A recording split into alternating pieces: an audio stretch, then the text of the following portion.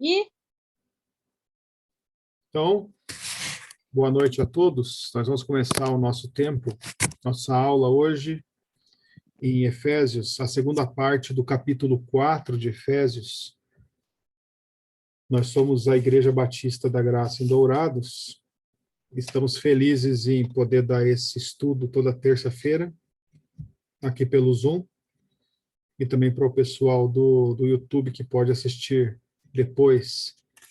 Então, nós estamos com o texto aqui na tela e vamos proceder à leitura. É um texto bem importante para a vida cristã, um dos principais textos para a gente entender a vida cristã. Então, peço que você preste bastante atenção na leitura e também possa ser edificado por esse texto. Efésios 4:17. Isso, portanto, digo, e no Senhor testifico, que não mais andeis como também andam os gentios, na vaidade dos seus próprios pensamentos, obscurecidos de entendimento, alheios à vida de Deus, por causa da ignorância em que vivem, pela dureza do seu coração, os quais, tendo se tornado insensíveis, se entregaram à dissolução para, com avidez, cometerem toda sorte de impureza. Mas não foi assim que aprendestes a Cristo, se é que de fato o tendes ouvido e nele fostes instruídos, segundo é a verdade em Jesus. No sentido de que, quanto ao trato passado, vos despojeis do velho homem que se corrompe segundo as concupiscências do engano, e vos renoveis no espírito do vosso entendimento, e vos revistais do novo homem, criado segundo Deus em justiça e retidão procedentes da verdade. Por isso, deixando a mentira, fale cada um a verdade com seu próximo, porque somos membros uns dos outros. Irai-vos e não pequeis, não se ponha o sol sobre a vossa ira, nem deis lugar ao diabo. Aquele que furtava, não furte mais, antes trabalhe, fazendo com as próprias mãos o que é bom, para que tenha com que acudir ao necessitado. Não saia da vossa boca nenhuma palavra torpe, sim unicamente a que for boa para edificação, conforme a necessidade, e assim transmita graça aos que ouvem. E não entristeçais o Espírito de Deus, no qual fostes selados para o dia da redenção. Longe de vós toda amargura, e cólera, e ira, e gritaria, e blasfêmias, e bem assim toda malícia. Antes, sede uns para com os outros benignos, compassivos, perdoando-vos uns aos outros, como também Deus em Cristo vos perdoou.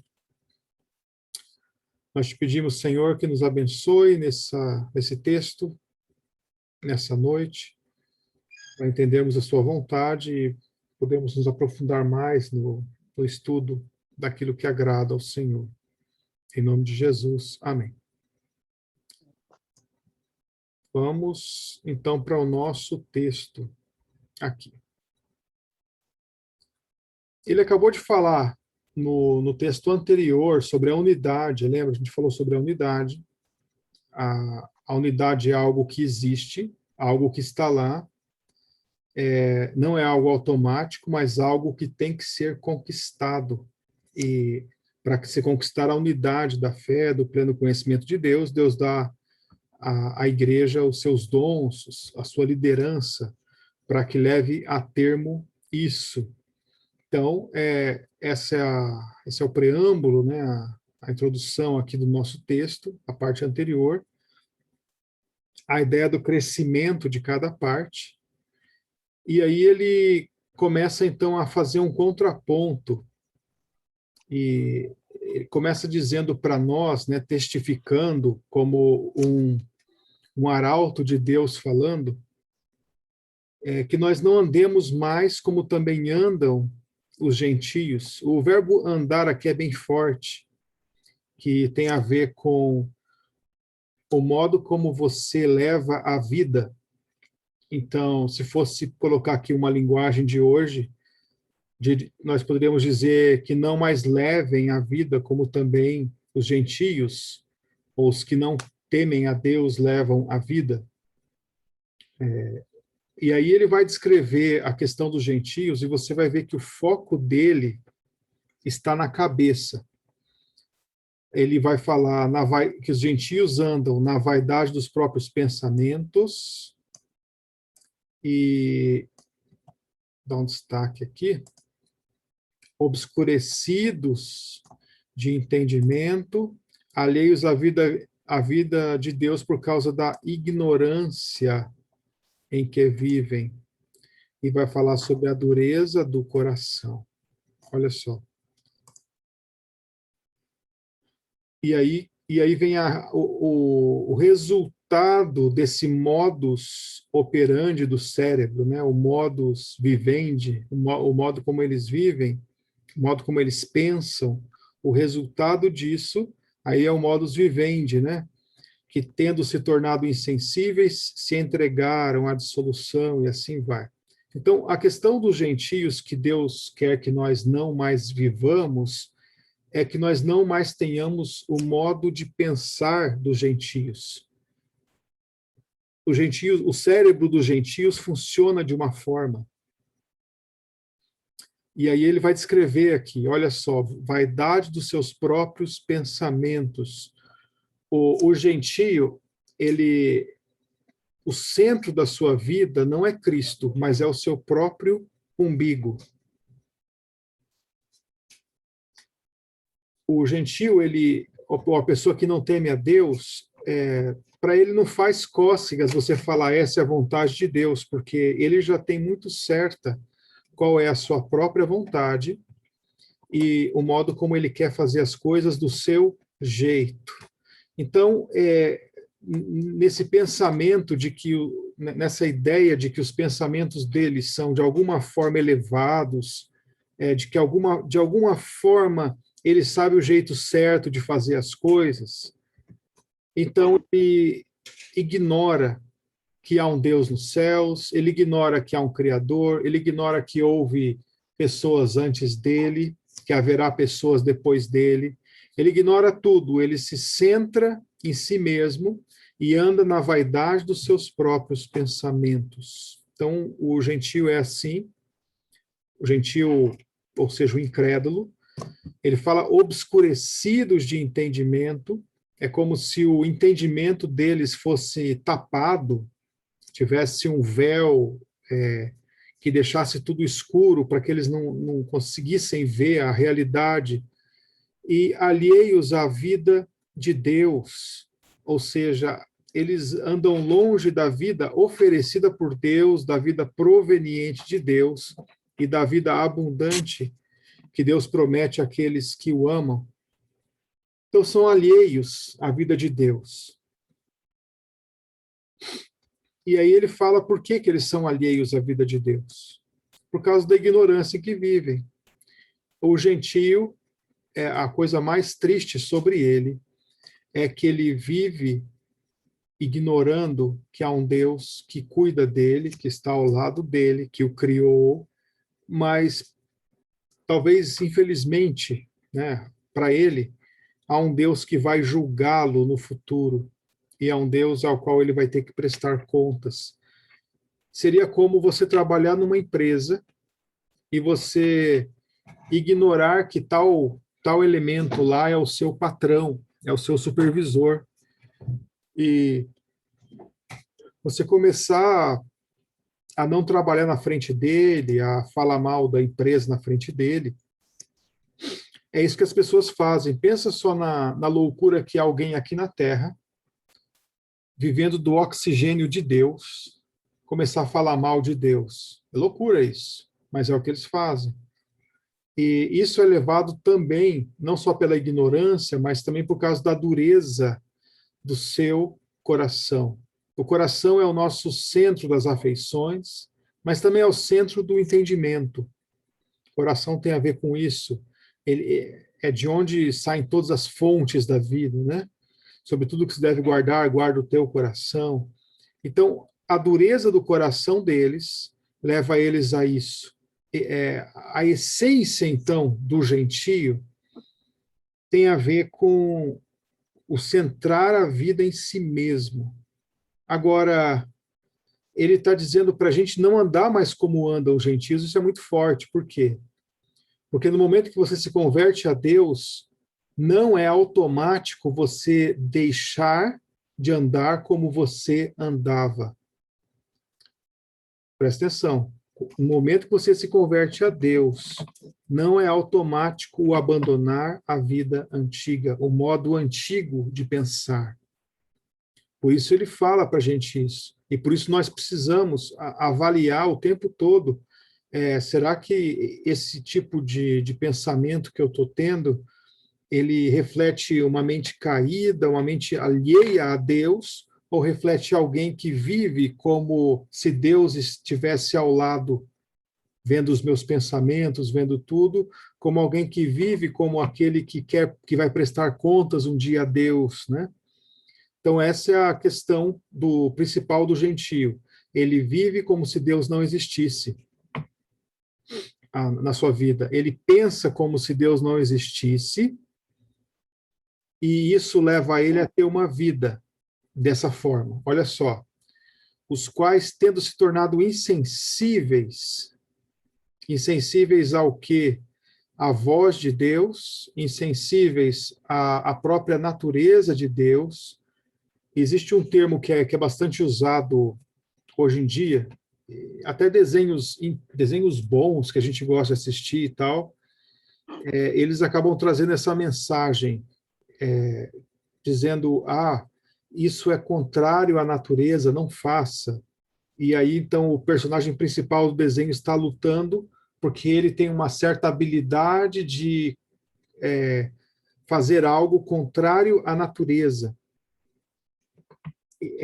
Por exemplo, um tubarão que não gosta de comer carne. Não, isso é contrário à natureza. E ele, então, quer fazer aquilo e você acaba torcendo para que ele se dê bem no final. Mas o fato é que, ao fazer algo contrário à natureza, ele está fazendo algo contra o próprio Deus. Ele está sendo insensível à voz de Deus. Não existe algo com a mãe natureza. Existe Deus que criou a natureza. Existem as leis de Deus que regem a natureza. Mas eles se tornaram insensíveis para com Deus, para com aquilo que era mais natural do ser humano, e se entregaram ao que? A dissolução.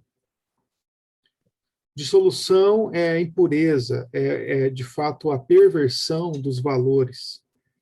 E para com avidez, ou seja, com sede, é como se estivesse ali salivando para fazer algo, correndo para fazer algo, né? Sair correndo para fazer algo, cometerem toda sorte de impureza. Então é isso que leva à dureza de coração, e isso é bem exposto lá em Romanos capítulo 1, quando os homens se negam a dar glórias ao Deus que criou todas as coisas, mesmo sabendo de tudo, de quem é Deus, eles se negam e eles se tornam, de certa forma, insensíveis. Eles se entregam à idolatria e adoram outros deuses, mas no final das contas, a sua dureza de coração os leva à dissolução, a uma vida sexualmente pervertida.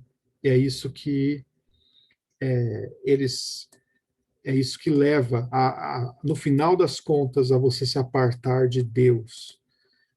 Mas ele fala, então, o contraste com a gente. Ele fala, não foi assim que aprendestes a Cristo. Se é que, de fato, tendes ouvido e nele foste instruído, segundo é a verdade em Jesus. Aqui ele vai destacar várias vezes a palavra verdade, mas olha esse contraste que ele dá. Ele fala sobre esse aspecto da dureza dos gentios, como eles se entregam à dissolução, e ele fala, olha, não é assim que nós aprendemos de Cristo, segundo é a verdade em Jesus. A verdade sobre a vida, ela não tem essas questões. Se você for lá para um local em que o pessoal gosta, por exemplo, de música funk, que é uma música que deturpa a imagem da mulher, coloca ela como objeto a ser usado e descartado, e as próprias mulheres cantam isso e acabam dançando essas músicas, ignorando o fato de que a música é a sua própria pena de morte, né? Está ali celebrando a sua pena de morte, celebrando a sua desgraça. Mas essa ideia do funk ou desse tipo de viver é um viver, então, que vai longe da verdade. Qual é a verdade sobre aquilo? A verdade sobre aquilo é que aqueles jovens que estão ali dançando e naquelas festas e tudo mais, eles ainda mantêm os ideais segundo os quais foram criados, de certa forma, né? Se alguém for mexer com a sua menina, com o seu rapaz, tá perdido. Por quê? Porque eles entendem que existe o pertencer, existe essa intimidade com uma pessoa, e aí começa a matança, né? Mas a verdade é essa. E quando eles distorcem a questão sexual, a questão da música e tudo mais, procurando então chegar a um ponto de serem satisfeitos por aquilo, o que eles descobrem é que aquilo nunca os satisfaz, apenas leva eles a se afundarem cada vez mais numa vida de pecado. Aí eles entram nas drogas e vão corroendo o cérebro, corroendo tudo e desgraçando a própria vida, porque eles abandonaram a verdade. Mas aqui está falando sobre a verdade. Se é que de fato o tendes ouvido, e nele fostes instruídos segundo é a verdade em Jesus, no sentido que, quanto ao trato passado, vos despojeis do velho homem, que se corrompe segundo as concupiscências do engano, e vos renoveis no espírito do vosso entendimento, e vos revistais do novo homem criado segundo Deus em justiça e retidão, procedentes da, novamente, verdade. E ele vai falar aqui sobre a questão do despojar-se e do revestir-se, né? Então, ele está dizendo para que nós nos despojemos do velho homem. Em outras palavras, ele entende que as pessoas que estão ali em Éfeso, ouvindo a leitura dessa carta, elas se identificam com essa questão aqui. Eles estão falando lá, peraí, eu vivo na vaidade dos meus próprios pensamentos. Eu vivo como se Deus não existisse. Eu vou na igreja domingo, eu tenho ali as minhas obrigações religiosas e tal, mas o fato é que eu sou um ser perverso mesmo, e eu sou insensível, eu ando em dissolução. E aí, ele então, Paulo fala para eles: olha, vocês precisam se despojar disso, desse velho homem. O que é o velho homem? É o homem que anda de acordo com aquelas concepções anteriores à sua conversão. É o homem que anda de acordo com o mundo, com a carne, com o diabo. Mas qual que é a característica desse homem, segundo Paulo? Vos despojeis do velho homem que se corrompe segundo as concupiscências do engano. Concupiscência é o desejo forte, é o desejo compulsivo, né? E fala sobre as concupiscências, ou seja, esse desejo ardente do engano. E o que seria isso? Então, os desejos que você acha que vão te dar algum prazer, e até te dão prazer, mas aquilo passa muito rápido. São pensamentos de vingança, às vezes, eu vou me vingar daquela pessoa, de repente você consegue se vingar, sai de lá e se vê como pior do que quando entrou. Concupiscências do engano são desejos fortes de algo que é enganoso. É assim que o velho homem anda o tempo todo. ele vai se corrompendo de corrupção em corrupção, como diz o Antigo Testamento, né? Um abismo chama outro abismo. Então, ele vai se corrompendo no anseio de que uma hora ele vai conseguir se desvencilhar daquilo, uma hora ele vai conseguir chegar à sua plena satisfação, mas ele se descobre como cada vez mais afundado na areia movediça, cada vez mais chafurdado na lama. Mas é para nós, então, nos despojarmos desse velho homem e nos renovarmos no espírito do nosso entendimento, ou seja, a partir do entendimento de que agora somos uma nova criatura, que vivemos para Deus, a partir do entendimento de que a vontade de Deus é boa, agradável e perfeita, e que não existe nada melhor para nós, nada mais que devamos ansiar mais do que viver a vida cristã do modo como deve ser vivida. Então, renovando disso, nós precisamos nos revestir do novo homem, criado segundo Deus em justiça e retidão procedentes da verdade. E ele então fala sobre essa questão de nos revestirmos do novo homem, que é caracterizado por justiça e retidão, os dois atributos que procedem da verdade. Em outras palavras, ele tá nos chamando a uma vida de integridade. A ideia de justiça e retidão é isso. É o que é certo, é o que é reto, é o que a pessoa me vê, é o que eu sou. Então, essa ideia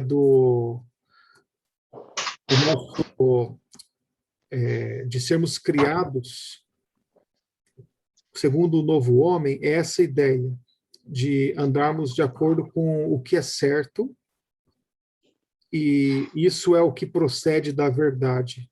Aí, bem interessante que a primeira questão dessa renovação, ele vai começar a dar os detalhes aqui agora desse revestir, né? A primeira coisa que ele fala é exatamente isso. Ele fala, por isso, deixando a mentira, fale cada um a verdade com o seu próximo. Olha só aqui a palavra verdade, como ela aparece, e o primeiro item que ele fala sobre o revestirmos do novo homem é deixar a mentira e falar a verdade com o seu próximo. E aí ele continua argumentando, porque somos membros uns dos outros. E é aquela questão da unidade, volta para a unidade da fé. E como que eu me revisto, então, desse novo homem? Ele começa com irai-vos e não pequeis. Não se põe o sol sobre a vossa ira, nem deis lugar ao diabo. Olha só que interessante. A ideia da ira é que existe um tempo da ira em que ela é correta. Existe uma motivação para a ira que é correta. Por exemplo, quando alguém faz algum mal, alguém comete alguma atrocidade, não é natural que você simplesmente fique sem sentir nada contra aquela pessoa. Mas você vai se irar. Quando alguém faz algo contra você, você vai se irar. Contra uma pessoa que você ama, você vai se irar. Mas aí ele fala, irai-vos mas, né? Não pequeis. Porque existe a questão da ira pecaminosa, que é quando você começa a postergar essa ira, começa a alimentar essa ira e não resolve o problema. Por isso ele fala, não se põe o sol sobre a vossa ira. E essa questão aqui não se pôr o sol sobre a vossa ira, essa semana passada eu estava conversando com um colega, e ele deu um conselho para um casal lá, um casal de incrédulos. Tem um casal que sempre anda com ele, o senhor sempre anda com ele, e ele falou para ele, olha, quando você tiver um problema com a sua esposa, você vai dormir e tal, vocês discutiram, tem alguma questão, não deixa para resolver no outro dia. Acorda o outro, resolve a questão, porque isso vai dar ruim. E aí esse senhor, depois de um tempo, chegou para ele, e a esposa também, e falaram que aquela frase mudou completamente o casamento deles. Isso é um senhor já de certa idade. E ele falou, olha, às vezes à noite eu acordo minha esposa, chamo ela e falo, a gente precisa resolver isso. E eles resolvem, vão dormir no outro dia, tá 100%. A ideia é essa de você, então, não deixar para depois, para resolver. O incrédulo, ele vai acumulando ira. Ele é um poço de ira. É um poço de nós amarrados, nós não desatados. Então, ele tem problema com todo mundo e continua a ter problema com todo mundo, e aquilo vai acumulando como se fosse um cálice que vai se enchendo, né? E não resolve, e isso acaba criando uma desgraça na vida dele, porque ele só pensa nessas coisas. E não somente isso, mas não deslugar ao diabo. Interessante que não deslugar ao diabo, ele está vinculado ao irai-vos e não pequeis. Às vezes a gente usa esse versículo em vários textos, em várias frases que soltamos, para não darmos lugar ao diabo, mas o contexto exato, é claro que nas outras frases se aplica, né? Você nunca deve dar lugar ao diabo, mas a frase em que ele é citado especificamente aqui é no contexto da ira. Quando você ira e não resolve a questão, você está dando lugar para o diabo. Então, ele tem, naquele ponto ali, um solo fértil para poder plantar a desgraça, para poder plantar aquilo, o escândalo, né? Aquilo que vai fazer você cair. Mas ele continua o texto, está aqui, a gente vai dar uma corridinha porque nosso tempo está indo. Mas aquele que furtava, não furte mais, antes trabalhe, fazendo com as próprias mãos o que é bom, para que tenha com que acudir o necessitado. Eu vou terminar com esse versículo, semana que vem eu vou continuar com esse resto aqui, tem bastante coisa ainda, mas ele fala sobre o que furtava, não furte mais, ponto. Então eu parei de furtar. Furtar é quando você pega algo furtivamente do seu próximo, ou seja, às escondidas. E quando você pega isso sem que ele saiba. Não é quando você coage a pessoa. Quando você coage a pessoa para pegar algo dela é o roubo, né? Mas aqui é o furto. Então, o que furtava, não furte mais. Antes, trabalhe. Olha que legal isso. Ele faz o contraste do despojar-se e do revestir-se. Então, não basta eu falar, vou parar de furtar. Não. Tem a questão positiva. Trabalhe. E fazendo com as próprias mãos o que é bom para que tenha com que acudir ao necessitado. E ele vai, então, para essa questão do fazendo com as próprias mãos o que é bom, ou produzindo com as próprias mãos, porque esse era um contexto desprezado pela cultura grega, o trabalhar com as mãos, né? A ideia mais era do homem que sabia usar a cabeça, sabia argumentar, e esse era o grande, né? Aquele que trabalhava com as mãos era o artesão, era uma pessoa de segunda categoria. Mas hoje tem muito disso também, né? Ainda tem muito disso. Mas ele fala, olha, você furtava, tá, pega a mão que você furtava e começa a trabalhar com ela. E essa essência do despojar-se e do revestir-se. E aí coloca aqui, ó, e não somente trabalhe, mas você pega o que você está ganhando e ainda ajuda, acode o necessitado. E quando você traz isso para a sua vida, você está, então, fazendo com que esse novo homem esteja ganhando corpo. E essa é a ênfase do nosso texto, né? Quando o novo homem ganha corpo, ganha músculos, e essa é a essência do despojar-se, do revestir-se. Ele continua falando ainda sobre o falar, sobre não entristecer o espírito, sobre a ideia daquilo que a gente fala, certo? Sobre o perdão, e a gente vai concluir isso na próxima aula. Mas por hoje, nós vamos terminar com esse aqui, e colocando isso, a ideia do velho homem, a ideia do novo homem. Paulo faz essa maravilhosa descrição de como nós não devemos mais viver e como devemos viver, e ele coloca isso para nós que somos salvos. Ou seja, ele chega ali e fala, ó, se é que de fato tendes ouvido, se vocês realmente têm aprendido isso de Cristo, ou seja, ele traz para nós essa dúvida saudável. Será que eu realmente tenho um compromisso com Cristo? Ou eu vivo a vida desde sempre? Eu simplesmente agora sou de outra igreja? Ou será que eu realmente tenho um compromisso com Cristo? Mas esse então é o nosso texto de hoje. E agradeço aos que participaram, aos que ouviram. A gente vai agora então para a